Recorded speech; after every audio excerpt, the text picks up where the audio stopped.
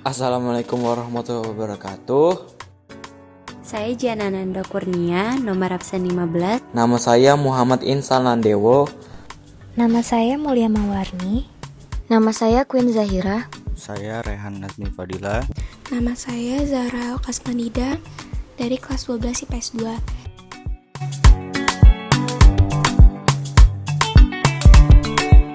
Nah, jadi yang pertama saya akan menjelaskan beberapa hal yang melatar belakangi pemberontakan PKI di Madiun.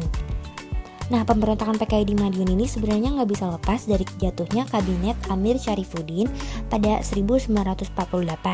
Yang pertama itu Perjanjian Renville. Pada saat itu, Amir menandatangani perjanjian Renville yang ternyata hasil perundingan tersebut sangat merugikan Indonesia. Mengapa? Karena Belanda dianggap menjadi pihak yang paling diuntungkan dan pihak kabinet Amir menjadi jatuh. Dan pada saat itu, rakyat dan pemerintah menyalahkan Amir karena menjadi perwakilan Indonesia. Karena kemunduran Amir, akhirnya Presiden Soekarno menyuruh wakilnya Hatta untuk menyusun kabinet baru. Yang kedua itu ada pembentukan FDR pada 28 Juni 1948. Karena turunnya Amir dari kabinetnya dan diganti oleh kabinet Hatta, Amir dan kabinetnya membentuk Front Demokrasi Rakyat atau FDR pada 28 Juni 1948. Nah, Partai Komunis Indonesia atau PKI menjadi salah satu kekuatan dari FDR. Beberapa partai yang tergabung dalam FDR ini memperkuat aksi yang dilakukan Amir Syarifuddin dan kelompoknya untuk merebut kembali kekuasaan kabinet pada sistem pemerintahan yang sedang berjalan pada waktu itu. Kemudian yang tiga ada munculnya doktrin baru. Nah, pada saat itu Musso dan Amir mendeklarasikan pimpinan di bawah mereka. Musso dan Amir menggoyahkan kepercayaan masyarakat dengan menghasut dan membuat semua golongan lain menjadi bermusuhan dan mencurigai satu sama lain. Dan yang terakhir ada menolak rasionalisasi kabinet Hatta. Kabinet Hatta itu melakukan rasionalisasi lagi dan reorganisasi yang berisi seperti pembubaran TNI beserta gabungan angkatan perang, staf angkatan umum, dan wakilnya diangkat untuk sementara. Panglima Angkatan Perang Mobil diberikan kepada Jenderal Sudirman. Staf Markas Besar Pertempuran dilakukan pengangkatan sementara. Dan keputusan-keputusan tersebut membuat Musso marah dan menolak rasionalisasi tersebut. Oke, selanjutnya ada Gerakan PKI Madiun. Gerakan PKI Madiun bertujuan untuk membuat Republik Indonesia Soviet. Gerakan diawali dengan penculikan dan pembunuhan tokoh-tokoh yang dianggap musuh di Surakarta dan mengadu domba kesatuan-kesatuan TNI setempat. Mengetahui hal itu, pemerintah langsung memerintahkan kesatuan yang tidak terlibat adu domba untuk memulihkan keamanan yang dipimpin oleh Gatot Subroto. Ketika perhatian semua terkonsentrasi pada Surakarta, pada 18 September 1948 atau gerakan puncaknya, pasukan PKI menuju arah timur dan menguasai kota Madiun, serta menguasai tempat-tempat penting lainnya. Pada hari itu juga diproklamirkan Republik Soviet Indonesia. Oleh karena itu, untuk memulihkan keamanan secara menyeluruh di Madiun, pemerintah bertindak cepat dengan membuat Provinsi Jawa Timur sebagai daerah istimewa. Selanjutnya, pemerintah juga mengangkat Kolonel Sungkono sebagai gubernur militer dan melakukan operasi penumpasan pada 20 September 1948 yang dipimpin oleh Kolonel A.H. Nasution. Saya akan menjelaskan tentang proses separatis PKI di Madiun secara garis besar. Jadi, pada tanggal 10 Agustus 1948, Musso, seorang tokoh komunis, pulang dari Rusia ke Indonesia sambil membawa misi komunis internasional untuk memperbaiki komunis di Indonesia. Pada hari berikutnya, tanggal 11 Agustus 1948, Musso bersama dengan Suritno bertemu dengan Soekarno di Yogyakarta untuk membahas beberapa hal. Sebelum mereka berpisah, Soekarno sempat menyampaikan kepada Musso untuk meminta bantuan untuk memperbaiki dan juga melancarkan revolusi. Kemudian Musso menjawab, itu memang kewajiban saya. Dan kalimat terakhirnya ia menggunakan bahasa Belanda yang artinya saya datang di sini untuk menciptakan ketertiban. Menurut Harry Appels dalam buku jilid keempat dari seri Tan Malaka, Gerakan Kiri dan Revolusi Indonesia, kalimat terakhir Musso yang diucapkan dalam bahasa Belanda itu mengandung sasmita yang buruk. Kemudian, dalam sidang Politbiro PKI pada tanggal 13-14 Agustus 1948, Musso menyalurkan penjelasan tentang pekerjaan dan kesalahan partai dalam organisasi dan politik.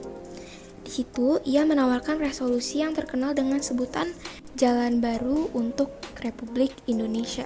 Jalan baru yang dimaksud ini tentunya menghendaki satu partai kelas buruh dengan memakai nama yang bersejarah, yaitu PKI. Dan untuk itu juga harus dilakukan fusi 3 partai yang bermazhab Marxisme-Leninisme. Nah, kemudian untuk unjuk kekuatan, Musso menggelar rapat besar di Jogja dengan melontarkan pentingnya mengganti kabinet presidensial menjadi kabinet Front Persatuan. Kemudian untuk mendapat dukungan dan juga dia menyalurkan lagi penjelasan itu, sejak awal September 1948, Musso dan anggota PKI terus melontarkan hal tersebut. Mereka menyuarakan gagasannya ini ke beberapa daerah di Jawa, yaitu seperti di Solo, di Madiun, di Kediri, di Jombang, Bojonegoro, Cepu, Purwodadi, dan Wonosobo. Di tengah perjalanan tersebut, akhirnya meletus peristiwa di Madiun, tepatnya pada tanggal 18 September 1948. Sebetulnya saat Musso bersama dengan PKI ini melontarkan gagasannya di berbagai tempat itu, Perdana Menteri Hatta sudah merespon pekerjaan Musso. Tapi hal yang diusulkan oleh Perdana Menteri dianggap sebagai bentuk provokasi oleh PKI. Kemudian dari situ muncullah ketegangan di Solo lalu menjalar ke Madiun. Pada saat pemberontakan itu terjadi, sebetulnya Sumarsono mengirim pasukan prajurit Siliwangi dan brigade mobil CPM. Aksi ini akhirnya menimbulkan penjarahan, penangkapan sewenang-wenang, dan tembak-menembak. Saat itu Madiun sepenuhnya dikuasai oleh FDR atau Front Demokrasi Rakyat yang berada di bawah pimpinan PKI. Berbagai cara dilakukan untuk menghentikan aksi PKI ini. Pemerintah Republik Indonesia mengeluarkan pengumuman untuk menggunakan TNI. Untungnya di sini TNI bertindak dengan cepat dan berhasil melucuti PKI sebelum mereka beraksi. Nah, akhirnya pada tanggal 20 September sampai dengan 29 September, beberapa anggota PKI dan juga FDR ditangkap. Meskipun ada yang lolos dan ada yang berbaur ke masyarakat. Sampai sekarang itu sebetulnya masih sebuah misteri atau seperti missing link. Sebetulnya ini mereka sudah ditangkap semua atau belum. Tapi itu tidak perlu kita bahas terlalu dalam. Dan akhirnya pada tanggal 30 September atau pada saat akhir September, beberapa anggota PKI dan juga FDR ini kan sudah berhasil ditangkap dan akhirnya Madiun kembali berada di tangan Republik Indonesia. Pada Oktober 1948, dimulainya operasi perebutan kembali wilayah-wilayah yang dikuasai oleh PKI atau pembersihan terhadap sisa-sisa PKI. Lalu pada November 1948, terjadi penangkapan tokoh-tokoh atau petinggi PKI. Dan yang terakhir, pada Desember 1948, agresi militer Belanda II meletus. Pemimpin PKI yang tertawan dijatuhi hukuman mati. Oke, kali ini saya akan menjelaskan tokoh I Gusti Ngurah Rai. Brigadir Jenderal TNI Gusti Ngurah Rai merupakan seorang pahlawan yang lahir pada 30 Januari 1917 di Kabupaten Badung, Bali. Beliau memiliki pasukan yang bernama Ciwanara, di mana pasukan inilah yang melakukan pertempuran di Bali dengan perang yang disebut atau lebih dikenal dengan Perang Puputan Margarana. Pada saat itu, rakyat Indonesia baru saja setahun menikmati kemerdekaan. Namun, Belanda kembali mengusik kemerdekaan itu dan mengancam keutuhan Republik Indonesia. Sementara, Ki Gusti Ngurah Rai pada saat yang bersamaan mendapatkan tugas dari pemerintah pusat untuk membentuk Tentara Keamanan Rakyat untuk menghadang Belanda yang berniat untuk menduduki kembali Indonesia. Sebelumnya, Indonesia dan Belanda baru saja melakukan perundingan, yaitu perundingan Linggarjati. Dengan hasil Belanda mengakui secara de facto, yaitu Jawa dan Madura saja. Karena hal tersebut, Bali tidak termasuk wilayah yang diakui, sehingga Ki Gusti Ngurah Rai dan juga rakyat Bali bersiaga dari kedatangan pihak Belanda tersebut. Dan benar saja pasukan Belanda pada akhirnya datang ke Bali tanpa sepengetahuan Ki Gusti Ngurah Rai. Ajakan membentuk negara Indonesia Timur pun ditolak mentah-mentah oleh beliau. Lalu, pada akhirnya ia dan pasukan memutuskan menyerang pasukan Belanda yang berada di Tabanan dan memperoleh kemenangan pada saat itu. Waktu demi waktu, perang pun semakin hebat dan terhindarkan. Hingga pada akhirnya, Ngurah Rai memerintahkan pasukannya untuk perang habis-habisan atau perang Puputan Margarana. Namun apa daya, pasukan Cingwanara tersebut tewas di tempat akibat serangan Belanda yang tidak seimbang. Meskipun gagal dalam perang, Ki Gusti Ngurah Rai tetap memiliki andil yang besar dalam mewujudkan integrasi nasional, yakni dia berhasil menyatukan semangat keluarga Bali untuk menumpaskan pasukan Belanda dan juga mengobarkan semangat untuk menjaga keutuhan negara Republik Indonesia. Jenderal Besar TNI Anumerta Sudirman lahir di Bodas Karangjati, Purbalingga, Jawa Tengah pada 24 Januari 1916 dan ia meninggal di Magelang, Jawa Tengah pada tanggal 29 Januari 1950 pada umurnya yang genap 34 tahun.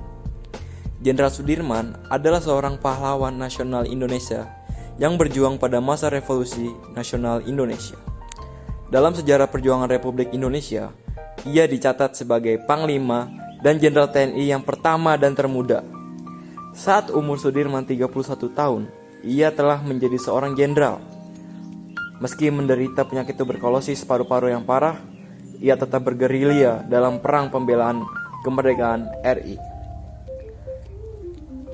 Karena jasanya dalam perjuangan kemerdekaan tahun 1997, karena jasanya dalam berjuang dalam kemerdekaan, apalagi dia memimpin perang Ambarawa yang bergejolak saat itu, dia mendapat gelar sebagai Jenderal Besar Anumerta dengan bintang 5 pada tahun 1997, pangkat yang hanya dimiliki oleh beberapa jenderal besar di RI sampai sekarang ini.